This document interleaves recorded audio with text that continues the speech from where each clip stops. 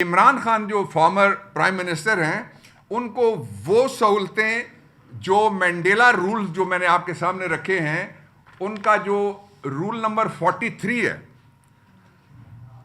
اس میں سولیٹری کنفائنمنٹ کو بطور سزا انڈیفینٹ پیریڈ کے لیے یعنی کسی کو قید تنہائی میں غیر معینہ مدت کے لیے رکھنا یہ اس رول کی خلاف ورزی ہے.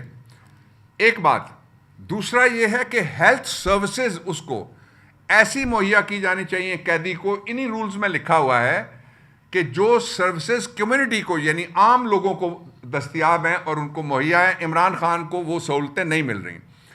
اس کے ساتھ ہی ان کی جو بیگم ہے بشرا بی بی, ان کو بھی کوئی انسانی سہولت ان سہولتوں سمیت جو خواتین کے لیے جن کی تخصیص ہے وہ سہولتیں بھی ساری کی ساری ان کو اور ان کی اپنے کپڑوں سمیت اور ان کی اپنی ضروریات زندگی سمیت وہ مہیا نہیں کی جا رہی ہیں.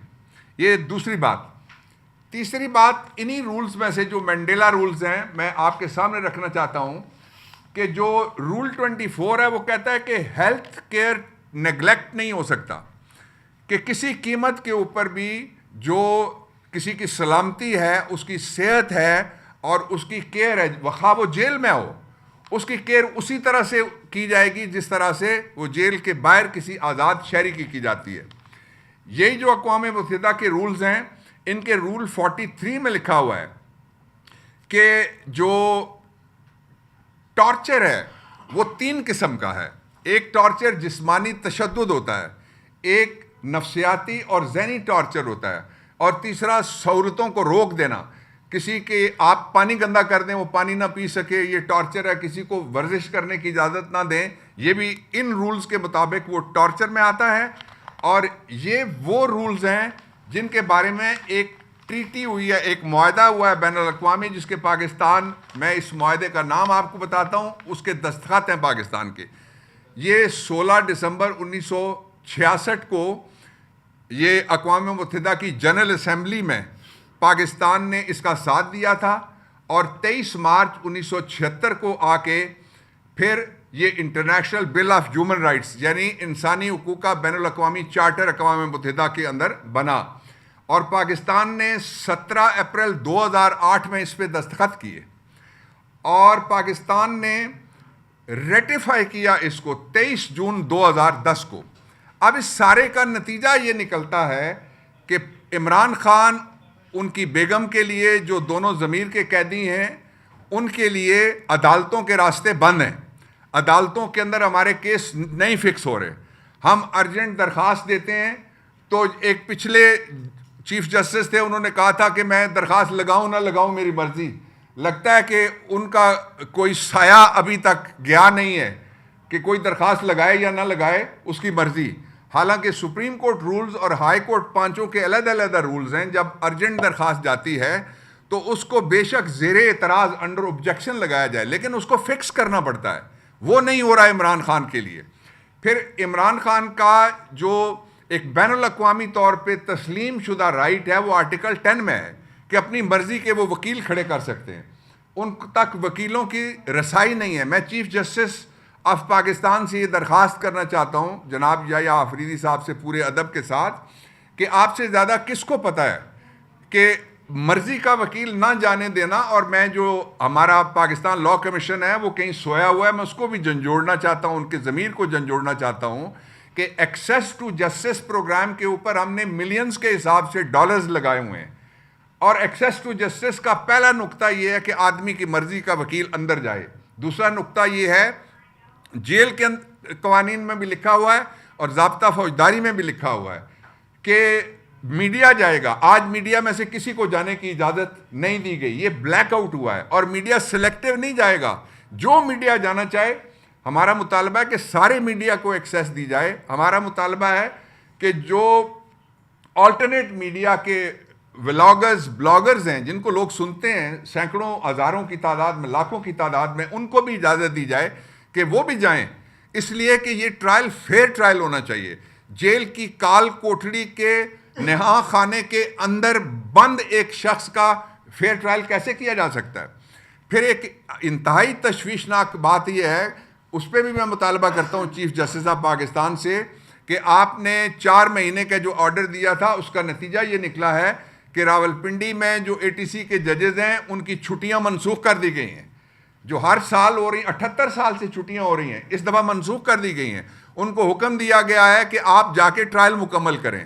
تو یہ انصاف ہوتا نہیں نظر آ رہا، بلکہ justice is being crushed, justice is being bulldozed, یعنی انصاف کے اوپر بلڈوزر چل رہا ہے اور پھر ٹرائل جو ہے اس کا قتل عام ہو رہا ہے. میں جو آخری بات اس حوالے سے کہنا چاہتا ہوں، یہ جو انسانی حقوق کی خلاف ورزیاں ہوئی ہیں وہ بات بہت سنجیدہ ہے، اور اس کی انٹرنیشنل ڈائمنشن یہ ہے کہ ہمارے پاس 2 راستے ہیں. یا تو پاکستان کی عدالتیں ہمارے لیے دروازہ کھولے، پاکستان تحریک انصاف، عمران خان کے بچوں کی ان تک رسائی، سلمان اور قاسم کی، اور ان کی فیملی کی ان تک رسائی، ان کے وکلا کی ان تک رسائی، ان کے پارٹی لیڈرز کی ان تک رسائی. یا آپ دیں گے یا آپ مجبور کر رہے ہیں، دھکا مار رہے ہیں باقاعدہ کہ پاکستان تحریک انصاف پھر اقوام متحدہ کے ساتھ رابطہ کرے. پاکستان تحریک انصاف پھر اپنا مقدمہ، اور عمران خان کے بیٹے پھر اپنا مقدمہ، اپنے باپ سے ملاقات، اس تک رسائی، access to justice, fair trial, اس کو اقوام متحدہ میں اٹھائیں. یہ چوائس میں اس فرضی جعلی نظام کے اوپر چھوڑتا ہوں، حکومت کے اوپر چھوڑتا ہوں کہ وہ ہمارا راستہ نہیں روک سکیں گے. ابھی تک ہم نے کسی اس طرح کے انٹرنیشنل فورم کے اوپر یہ ساری باتیں نہیں اٹھائیں، لیکن میں اپنے جو ڈائسپورا ہے، ہمارے جو بیرون ملک مقیم پاکستانی ہیں، ان سے میں درخواست کرنا چاہتا ہوں کہ یہ جو میں نے آپ کے سامنے جو کچھ رکھا ہے، یا ہمارے سوشل میڈیا کے بیٹھے ہوئے ہیں دوست، میں یہ پیپرز ان کو دوں گا، ان کو وہ اپلوڈ کریں گے. آپ لازماً جو ہی آپ کو یہ کہا جائے گا تو آپ پھر اقوام متحدہ سے رابطہ کریں گے، اس لیے کہ پاکستان میں ہمارے لیے 2 دیواریں کھڑی ہوئی ہیں. عمران خان کو بند کرنے کے بعد، اس کو آئسولیشن میں رکھنے کے بعد ایک وہاں آہنی دیوار کھڑی کر دی گئی ہے. دوسری دیوار 26ویں آئینی ترمیم کے عمران خان، اس کی پارٹی، ہمارے ورکرز، ہمارے لیڈرز، ہمارے عہدیدار. لاہور میں وکیل کو 10 سال قید ہوئی، لاہور میں لیڈی ڈاکٹر کو 10 سال قید ہوئی. آج ایک عدالت میں پیش ہوئے راجہ بشارت کو اٹھا لیا جس کی مذمت کرتی ہے پاکستان تحریک انصاف. اس لیے اگر یہ راستہ آپ نے آہنی دیوار دوسری لگا کے انصاف کا بند کیا تو پھر احتجاج کے علاوہ کوئی دوسرا راستہ نہیں ہے، جس کے لیے پہلے ہی عمران خان پوری قوم سے کہہ چکے ہیں. ہم جانتے ہیں کہ یہ جو اس وقت مڈ نائٹ جسٹس ہو رہا ہے اور جیٹ سپیڈ سے جو عدالتیں رات تک چلائی جا رہی ہیں، وہ خوفزدہ ہیں لوگ جو یہ سارا کام کروا رہے ہیں عمران خان کی اس کال سے. آخری بات میں آپ سے یہ کرنا چاہتا ہوں کہ آپ ایک بات ذہن میں رکھ لیں، عمران خان جیل کے اندر قید تنہائی میں پاکستان کا سب سے آزاد شخص ہے. ہم 25 کروڑ لوگ باہر بیٹھ کے سارے وہ چھوٹی جیل کا آزاد شخص ہے، ہم سارے کے سارے بڑی جیل کے قیدی ہیں. اور سب سے بڑے قیدی وہ ہیں جن کو 3.5 سال ہو گئے ہیں.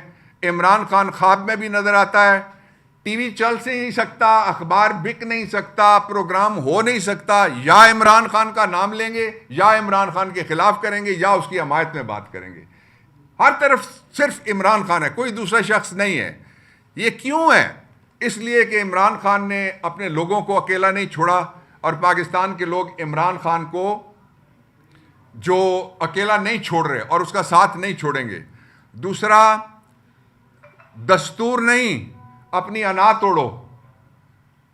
دستور نہیں، آئین شکنی مت کرو. آہنی دیوار توڑو جو آپ نے کھڑی کر دی ہے عمران خان اور انصاف کے درمیان، تحریک انصاف اور عدالتوں کے درمیان. اس کے علاوہ کوئی دوسرا راستہ ایسا نہیں ہے جس پہ چل کے پاکستان نارمل حالات میں واپس آ سکے. نارملسی، سکون، استحکام تب آئے گا جب عمران آئے گا. عمران نہیں آئے گا، استحکام نہیں آئے گا، جو مرضی کر لیں.